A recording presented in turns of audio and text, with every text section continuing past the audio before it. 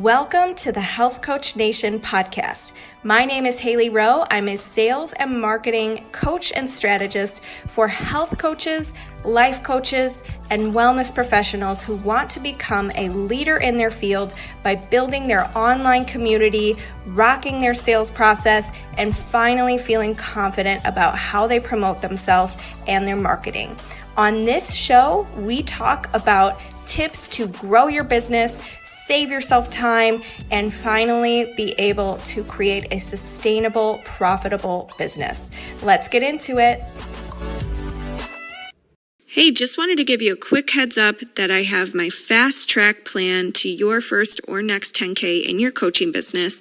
Free class up and running for you at haileyrowe.kartra.com/page/fast plan.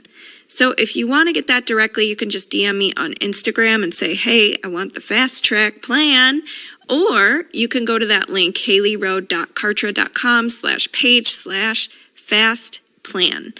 I can't wait to share with you the steps to make your business growth less overwhelming and get you focused on the things that generate clients. Thanks so much.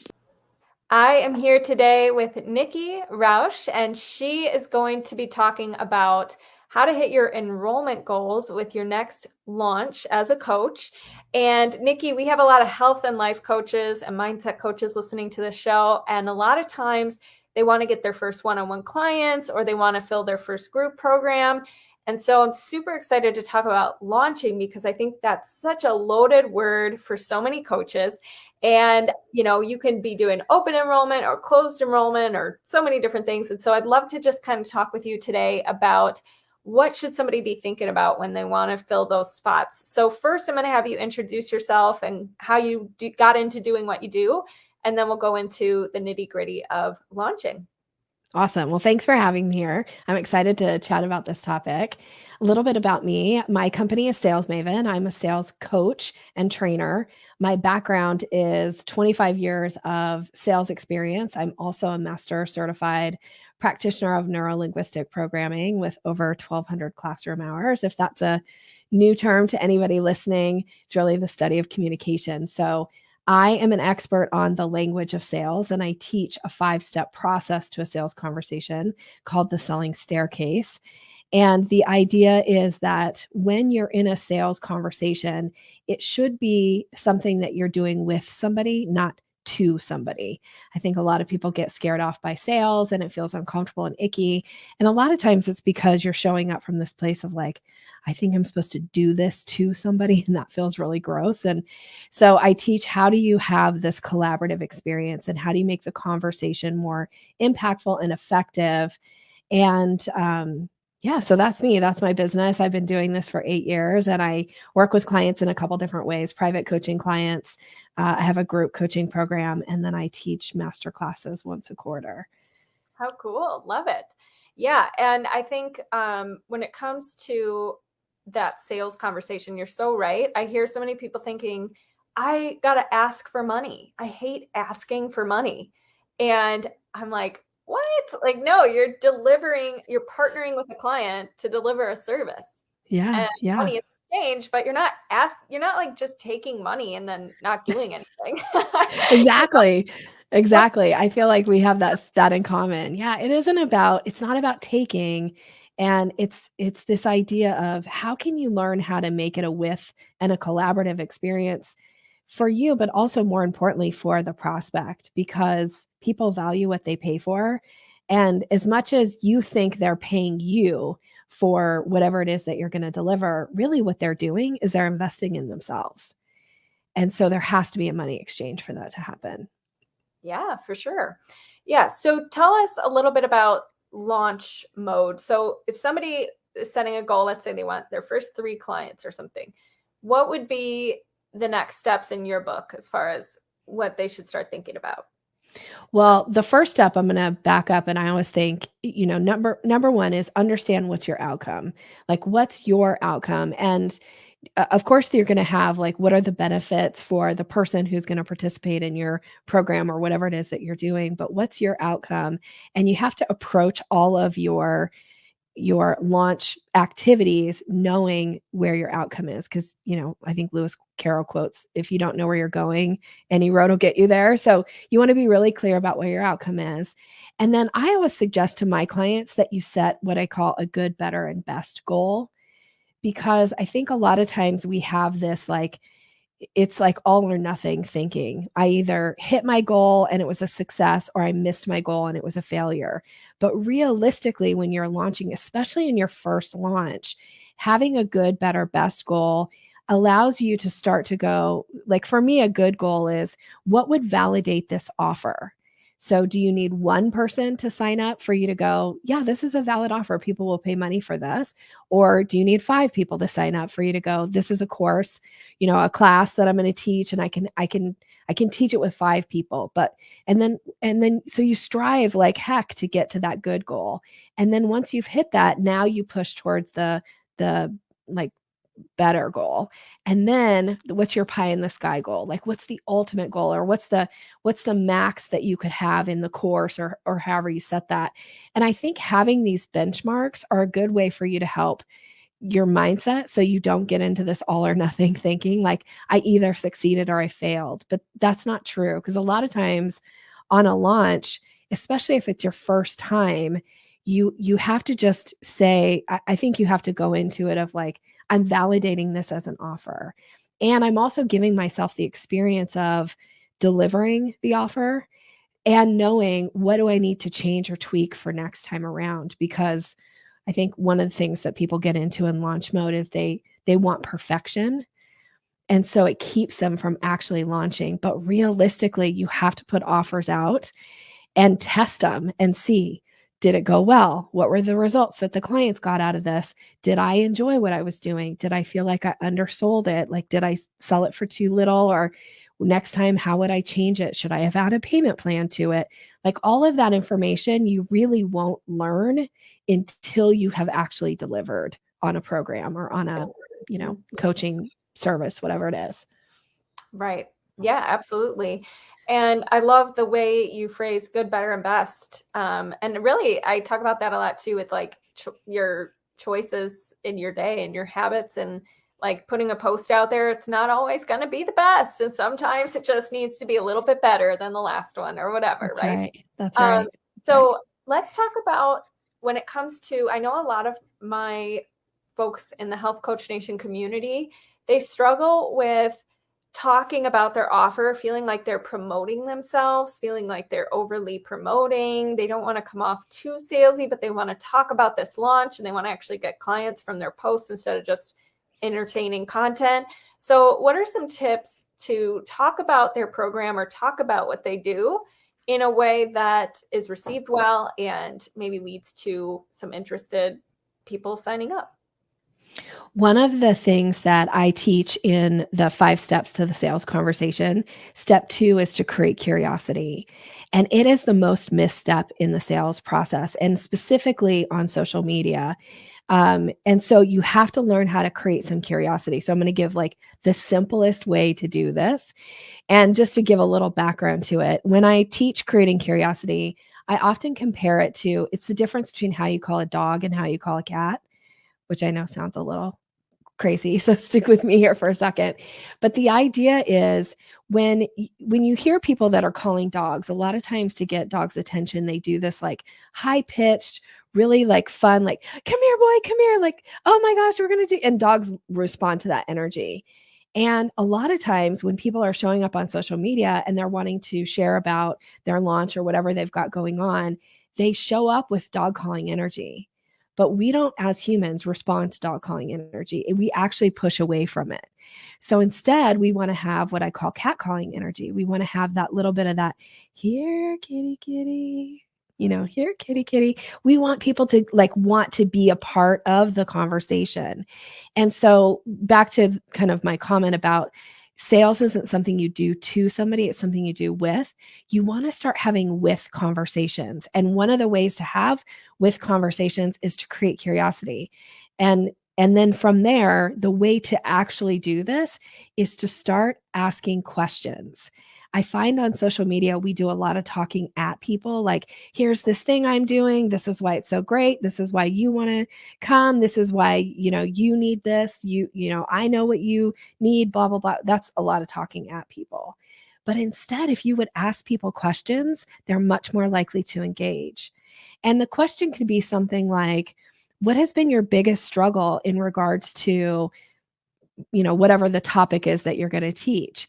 And then in your post, you could actually have like a little curiosity creating statement of like, often, so you ask the question, what's been your biggest struggle? Let people answer the question. And then further down in the post, you would have, one of the most common things that clients often ask for is this. And this is why I created this program, because we do a deep dive into this. Now this gets people thinking like, yeah, I have that struggle too. Oh, what is this program? Let me look, let me ask a question. Or another way to do it is you might say, like, what's the most exciting thing going on in your life right now? Like, ask that question and then say, what's exciting going on in my life right now? I'm about to launch this new program. Because now if people aren't interested in your program, they can still participate, right? They can still tell you what's interesting going on in their life or exciting. But a lot of times what they'll do is they'll go, well, here's my answer. What's your answer? And now they'll want to read or hear about your program. Yeah, love that. Creating curiosity. And I agree on like sales calls. I always talk about how you want the way to soothe your fear in sales when it comes to, feeling like, oh, I'm asking for money or I have to convince or anything like that is no, we're actually discovering, we're being curious about the potential client and seeing what they want and need and seeing if we can truly help them and seeing if it makes sense to go into our offer and all of that stuff. So anytime you're making a post or you're connecting with somebody online, I love the curiosity feeling driving your actions. That's a really good one. So what would be some other ways they could promote themselves without feeling nervous or, any tips about that? Yeah. Well, one of the ways that you can also promote yourself is you can share your testimonials. You can put that in a post, or if you could get one of your clients who was happy with something that you did to shoot a little video, you could share that. Because when you share, even if it's just sharing the words that somebody says about you, um, that speaks, because it's kind of like, that's not me saying it, that's somebody else saying it about me. That builds credibility. And back to this idea of like asking a question, one of the questions sometimes I'll ask is like, what's the nicest thing somebody said to you lately? Here's what somebody had to say about me this week. And then you share that testimonial, right? So now we've created a little curiosity and now we're sharing other people's experiences. And there's nothing better than having that as an option. One of the things that I do I have a podcast called Sales Maven. And one of the things I do on the podcast is I have two different things that I do to kind of build that credibility is I do on-air coaching calls so that people who listen to the podcast get an experience of like, what is it like to coach with Nikki? People often show up, my podcast listeners will hire me to do a strategy session with them. And they're like, gosh, this is exactly like how you do it on the podcast. Because yeah, now you know what it's going to be like to work with me. So that's one way you can also do it is, and you don't have to do it as a podcast, right? You could do just a mini coaching session on a Facebook Live or on an Instagram, whatever you want to do. And then I also do sales success stories on the podcast. So I have a client come on and share their success story about something we've worked on together. So it's highlighting my client, it's getting people aware of their business and what they do, but it's also them talking about what they implemented as a result of working with me and the results that they got. And that's a huge win. Yeah, absolutely. I love that. I've done that in the private group I host as a sales like hot seat coaching. And it's so fun, first of all, but second of all, you're right. It gives the experience. And I know sometimes coaches are afraid to do that because they're like, well, I don't want to give it all away. But what's your stance on that? My stance is you don't have to give it all away, but you do want to give those like those things that make you special and unique, you have to put them out there. So, one of the things that my clients really love about me is the way that I answer questions. So, I'm going to give people the opportunity to ask me questions as often as possible, because when somebody gets the answer to one of their questions, they're like, dang, that was so good. I wonder what Nikki would say to my question. And then, of course, then they want to take action. So, I'm never afraid of giving stuff away. um, I will say you don't want to just coach for free, but if you're using it as an example for a larger group to, take advantage of, then you're not really giving it away for free. That's marketing to me. And and then if you are, if somebody reaches out to me privately and says, "Hey, Nikki, I have this question, like, would you review such and such for me and give me feedback?" My answer is yes, I will do that in a strategy session. That's a paid session, because that's me giving something that's tailored specifically to you and your business.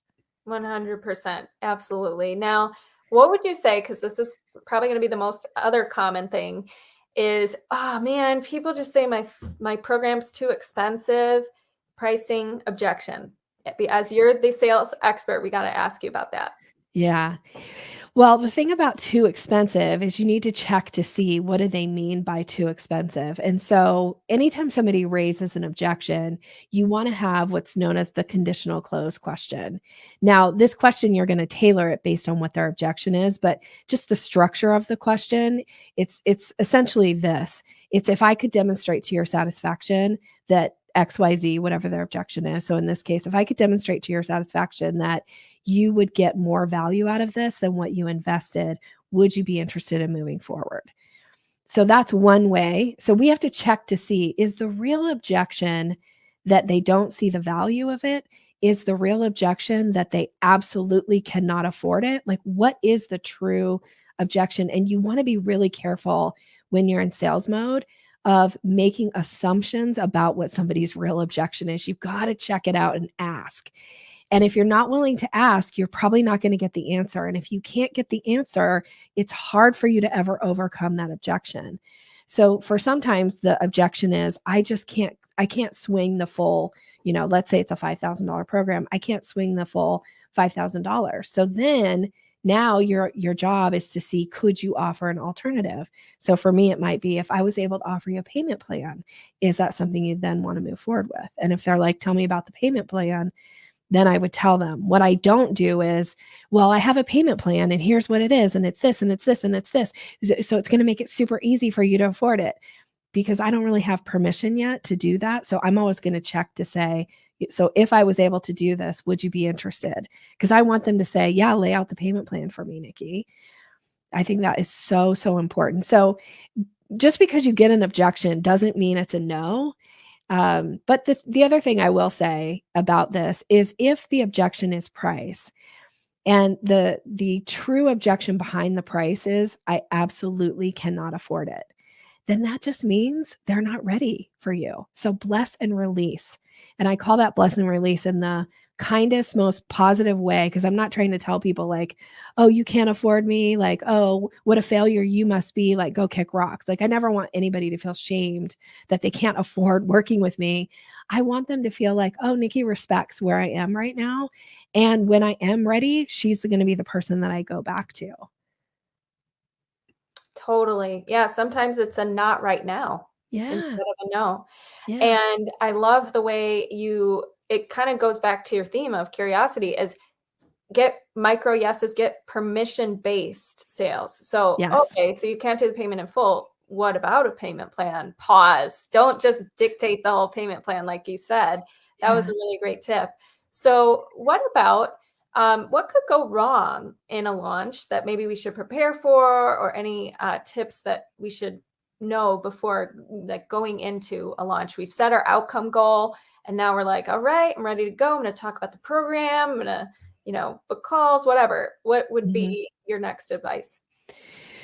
I feel like there's so many ways I could go with that question. So you tell me, Hailey, if this is helpful, or if you want to go down a different direction. But the one thing that I think really does come to mind when it comes to launch is that a lot of people are so afraid of putting out too many emails to their list about the launch that they only want to send 1 or 2 emails.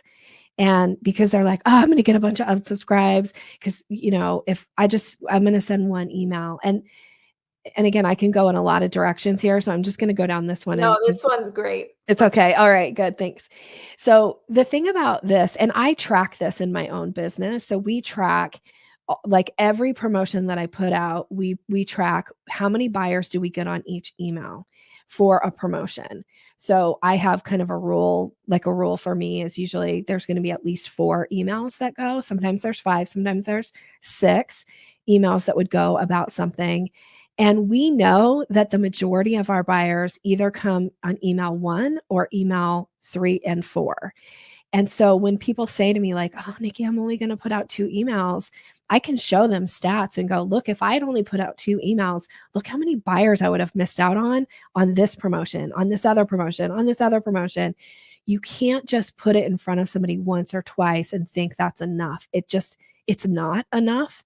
And yes, you will get unsubscribers. That's the part of the game of being in business and having an email list. But if you treat your email list like it's some precious little thing that should be set on a shelf and you shouldn't mess with it because it's going to change, then you completely are missing the mark on what an email is supposed to be. It's supposed to be an asset for your business, and you should utilize it and take advantage of it. And, I always say, don't put promotions out for your unsubscribers. You put promotions out for the people who are ready to buy. And we never know when people are in that mode of like buy. So I'm always trying to hit the trifecta: right offer, right time, right people, like for the right person. And I don't know what that's going to be each time. I have people who've seen the same offer from me 10 times before they actually buy it. I think I heard you talk about this on your podcast. I think it was you that said, on average, sometimes you have to touch between 7 and, did you say 7 and 70? Yeah. Okay. I thought I heard you say that. It used to be 7 and like 17. Yes. In the stats world. Yeah. And now it's like 70 to 77 online because we're so distracted. Yeah. And these days, and people's attention span is so short, and the market's gotten more saturated. So it's like all of that combined now is like they need to hear from you a lot. That's right. And same thing with high ticket sales. It can be anywhere from 90. I was talking to somebody else who was an ad strategist, and she was saying one of her clients, it takes at least 90 to 180 days for the leads that they bring in through their ads for them to convert. Yeah. And I just was like, so many people get defeated before that point, and they just think it's all been a waste. And just like you said with the emails, they might be 1 email away from that next like turning point with somebody. But because they get defeated or impatient or like, oh no, I've said it too many times, I'm going to stop. That's like the point where they miss it. Right. Mm-hmm. So I'm really glad that you highlighted that for sure. Yeah, there is this idea that, and this comes from my background in neurolinguistic programming, that people have what's known as a convincer strategy. You have one, I have one, and it's context specific. In certain contexts of our life, our convincer strategy might be 1 or 2 times before we hear about something, before we say like, yes. But other contexts and other parts of our life, we might be like, not only do I need to hear about it, but I need to know somebody who did it, and I need to read an article about it, and I need to see an ad about it. Like there's all these different things that are convincer strategies. And like your example you just gave about the ad strategy, it could also be a period of time. So you never know when you're going to hit somebody's convincer strategy. So don't make an assumption, because most people couldn't even tell you. I can tell you in certain contexts what my convincer strategy is, but in other contexts, I don't even know what it is. But I'm the kind of person, like, you can show me an ad, and the first time I see it, I think that is the dumbest product I've ever seen. 5 more times, I'm starting to go like, oh, I could see how people use that. On the 20th time, I'm like, I totally need that product. That's my convincer strategy in certain areas. So you don't know what people's convincer strategies are. So be willing to stay in it with them as long as they're willing to stay in it with you, and keep putting an offer in front of them, because they will either go away because they're turned off, or they're never going to buy from you. And that's okay. Those are the bless and release people. Or at some point they're going to go, gosh, I've been listening to Hailey's podcast. I'm in her Facebook group. I've done this with her. I've done that with her. I've heard her talk about this thing. And you know what? I think I'm ready. And now they come and join your program. Yeah, for sure. Can I share a very quick story about convincer strategy? Okay. Please, please. Recently, my sister and I are both expanding our knowledge in real estate. And so I wanted to get my course to do that. And it was recommended to me by somebody who I know who knows which one to pick. And she was great. And she sent me the link. And I'm like, oh, I'm totally going to do this. It's like $300. I'm like, I really value like education, and I invest in coaches and things like that. So Yeah. I'm always like sold on that kind of stuff. So I'm like, oh yeah. And then they have a refund policy if I don't like it in the first week. I'm like, I'm totally in. I'm done, bought it like 2 hours into the course. And then my sister, on the other hand, is like, oh, I need to get it too because you got it. But then she's about to hit buy. But then all these questions come up like, okay, are you sure this is the right one that so-and-so said? And do you think like we need to have add-ons later to this that we'll have to buy more of? And like she's like totally thinking the questions, overthinking it. I'm like, Yeah. worst case scenario, you return it in the first week, refund policy, it's great. Like so-and-so said to get it. Like, so I'm very much like a fast decision maker. I'm in or out. I don't need to talk to 1,200 people who did the course. Like, I'm just like, I'll do it and then I'll find out if I like it, Yeah. She was her convincer strategy. And I don't know, maybe this is a different thing, but no, this is exactly, you're nailing it. Yeah. How fast somebody cooks when it comes to making a decision and buying something. Yes. He was more like that analytical, like, okay, are we sure? Like, and so I'm really glad you brought that up. And when it comes to what if somebody feels like, Nikki, I'm kind of newer to this. My audience is still growing. I don't have a huge list. I don't have a huge following, but I do want to launch my program and I do want to get clients, but I just don't know if there's enough people seeing me. What do you recommend to somebody like that? Well, I'm going to give you the easiest way to build your business. And I'm going to say it's the easiest way, but it's also the way that people never want to do first. Okay. So it has to do with reaching out to your network and asking people to make introductions on your behalf, using your network to open doors for you. And it's that one thing that people often get really uncomfortable and they're like, I don't want to ask anybody for a favor. And what if I send Hailey a message and I ask her if she would introduce me to Nikki? And is Hailey going to be offended? It's like, no, not if you have a relationship with Hailey, or if you want to, like if somebody wants to meet Hailey, now I know Hailey. And if you want to reach out to me and go, hey, Nikki, would you introduce me to Hailey? Depending on our relationship, I'm probably going to say yes, as long as there's some benefit to Hailey for me to introduce this person to them. So use your network. You have people in your network that will open doors for you. However, they won't just open doors randomly very often. You have to plant that seed. So I actually have a course called Authentic Sales Conversations, and I actually give some scripts in there around this. And this is one of the assignments that I give to my private VIP coaching clients for business development. This is the number one way that we start to build their business in a big, big way. And it's not something that's going to happen overnight. So if you have a program you want to launch in 2 weeks, you're probably going to miss your numbers if you're just now starting this. You want to start this from early on. So that means if you know you're going to launch a program in 6 months, let's start this now. Let's start making connections and introductions and start asking people to open doors for you. And it's not like you want to go back to the same person over and over. We're not trying to tax people, but it's okay to reach out to somebody and say, hey, my friend, whoever your friend is, one of the things I'm working on this year is launching this program, and the benefits of the people that are in there are going to get this, this, and this. Is it okay to ask, who do you know that would be a good fit? See who they know and then say, would you be willing to make an introduction on my behalf? Because if they'll make that introduction for you, you get to ride the coattails of the credibility that that person has with the person they're introducing you to. So it's the easiest way to build business, especially if you're like, I don't have a big following, I don't have a big email list. You can build your business without having an email list and without having a big following on social media. Many of us have examples of how we've done it in our own businesses. And none of us just at least most people I don't just like show up, launch a podcast and have thousands and thousands and thousands of followers. That's not how it works. It's kind of one at a time, and you just start building. So start building, use this opportunity to ask people to open doors for you. And because I say it's a planting seed thing, they may go like, gosh, I don't know anybody right now.